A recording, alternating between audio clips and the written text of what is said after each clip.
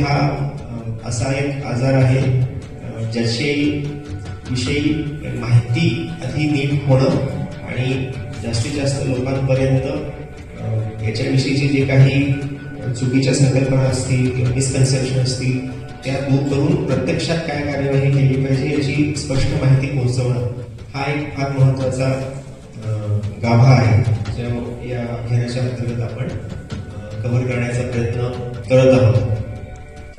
Sickle sale हे नावच जे याला पडलं आहे. इंग्रजीमध्ये सिकल म्हणजे बियाच्या कोणत्याच्या आकारासारखी रक्तपेशी होते, ज्यामुळं बाकी रक्तपेशींचं जसं सुरळीत काम करतं तसं ते काम या रक्तपेशी करू शकत नाही आणि त्यामुळं ज्यांना आपण सफरर म्हणतो इंग्रजीमध्ये, ज्यांना पीडित आहे त्या आजाराने त्यांना विविध अडचणींचा सामना करावा लागतो.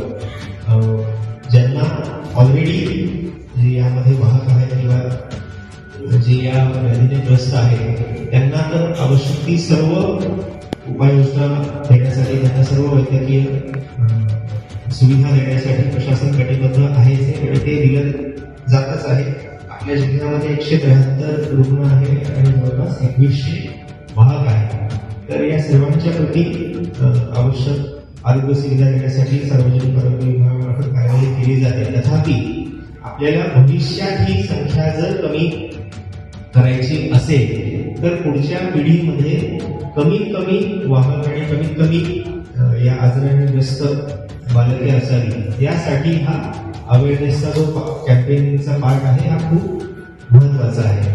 त्या DHO साहेबांनी त्यांच्या भाषणामध्ये हा उल्लेख केला आणि आपण जे याचं IEC मटेरियल पाहिजे, जे काही अवेअरनेससाठी शासनामार्फत वेगवेगळे पॅम्पलेट असतील किंवा कंटेंट बनवले गेलेले आहेत ते अत्यंत साध्या सोप्या भाषेत आणि जास्तीत जास्त इमेजेसचा त्यामध्ये चित्रांचा वापर करून बनवले गेलेले आहे.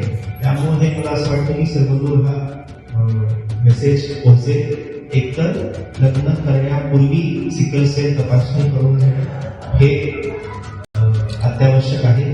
तपासणी केल्यानंतर समजा जर जे भावी वधूवर आहेत त्यांच्यापैकी जर कोणी ग्रस्त असेल तर त्यावर विचार करून लग्नाविषयी निर्णय घेतला पाहिजे.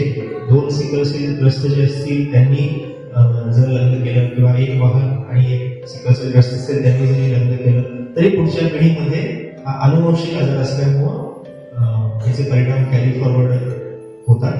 तर ज्या पद्धतीने आपण याचा अवेअरनेस करायचा प्रयत्न करत आहोत, पुढच्या पिढीमध्ये जशी जशी ही संख्या कमी होत जाईल तसा तसा या व्याधीचा आपल्या समाजातील जो प्रसार आहे तो देखील त्याला अटकाव बसेल असं मला वाटतं. तर आज आपण तपासणी देखील इथे करण्याचं नियोजन केलेलं आहे आणि हा जो पुढचा आपला फेब्रुवारी पहिल्या आठवड्यापर्यंतचा अवेअरनेस कॅम्पेनचा पिरियड आहे. मला असं वाटतं की जिल्ह्यातील मॅक्झिमम जास्तीत जास्त लोकांच्या आपण यामध्ये तपासणी करून घेऊ आणि त्याच्याविषयी जनजागृती देखील प्रभावीपणे करू आणि त्या माध्यमातून पुढच्या पिढीमध्ये या आजाराचा प्रसार कमीत कमी व्हावा यासाठी आपल्या जिल्ह्यात आपल्याला यश अशी इथे मी अपेक्षा व्यक्त करतो आणि या अरुणोदय कॅम्पेनसाठी शुभेच्छा माझे धन्यवाद सांगतो. हा आजार संसर्गित जरी नसला तरी अनुवंशिक आहे. त्यामुळं संसर्ग जनरल असल्यामुळे आपल्याला थोडं घाबरण्याचं काम नाहीये, परंतु अनुवंशिक असल्यामुळं आपल्याला काळजी घेणं तेवढंच गरजेचं आहे. हा आजार कोणापासून होतो, कसा होतो तर हा आजार जे वाहक आहेत किंवा रुग्ण आहेत त्यांनी जर वाहक किंवा रुग्णांच्या व्यक्तीसोबत जर लग्न केलं तर त्यांना होणाऱ्या अपत्यामध्ये हा आजार होतो. सिकल सेल अॅनिमियाची तपासणी करणं गरजेचं आहे, कारण हा आजार जरी आदिवासीमध्ये प्रामुख्याने जास्त असला तरी हा कोणालाही होऊ शकतो. त्यामुळं आपलं स्टेटस प्रत्येक जे तरुण मुलं आहेत त्यांनी जाणून घेतलं पाहिजे की बाबा आपण वाहक तर नाही येत ना, आपण रुग्ण तर नाही येत ना. मग जर असलं तर आपण काय खबरदारी घ्यायची, हा या अभियानाचा उद्देश तोच आहे की प्रत्येक व्यक्तीचे स्वतःचं स्टेटस जाणून घेणं. म्हणजे आम्ही आरोग्य विभागाच्या माध्यमातून सर्व व्यक्तींची आपण तपासणी करणार आहोत, त्याच्यामध्ये आपण रोग निदान करणार आहोत आणि रोग निदान झाल्याच्या नंतर मग त्याच्यावर उपचार करणार आहोत आणि समाजामध्ये जनजागृती करणं या अभियानाचा मुख्य हेतू आहे. जर तुम्ही तपासणीच करून नाही घेतली तर आपल्याला कळणार आहे का की मी वाहक आहे का, रुग्ण आहे का, नॉर्मल आहे, कळणार नाही ना. त्यामुळं सर्व नागरिकांनी न घाबरता सर्वप्रथम आपली रक्ताची तपासणी केली पाहिजे की ज्याच्यामध्ये आपलं रोग निदान होईल आणि आपल्याला माहिती होईल की आपण नॉर्मल आहोत का, रुग्ण आहोत का, वाहक आहोत.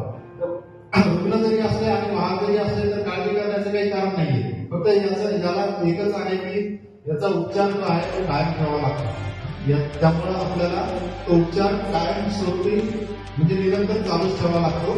तो आपल्या शासकीय रुग्णालयामध्ये मोफत असतो, त्याच्यामध्ये घाबरण्याचं काही कारण नाही. माझे सर्व म्हणजे आपल्या सर्वांना विनंती आहे, त्याचबरोबर तुम्ही सुद्धा तुमच्या मित्र असतील, मैत्रिणी असतील, घरामध्ये व्यक्ती असतील तर त्या सर्वांना तुम्ही सांगा की तुमची सिकल सेल अॅनिमियाची तपासणी केली पाहिजे आणि तपासणी करून आपल्याला सहकार्य केलं पाहिजे. विद्यार्थी आपल्या आरोग्याच्या अनेक जनजागृती कार्यक्रमांमध्ये उपस्थित असतात आणि त्यासाठी सहकार्य करणारे आदरणीय डॉक्टर अमोल काळे सर, आमच्या नर्सिंगच्या विद्यार्थिनी, आमच्या आशाताई ज्या ऍक्च्युअली ग्रामीण भागात काम करण्याचा आमच्या आशाताई व सर्व उपस्थित डॉक्टर मंडळी आणि आरोग्य क्षेत्रातले अधिकारी कर्मचारी यांचे मनपूर्वक आभार मानून या अभियानाच्या शुभेच्छा देऊन धन्यवाद.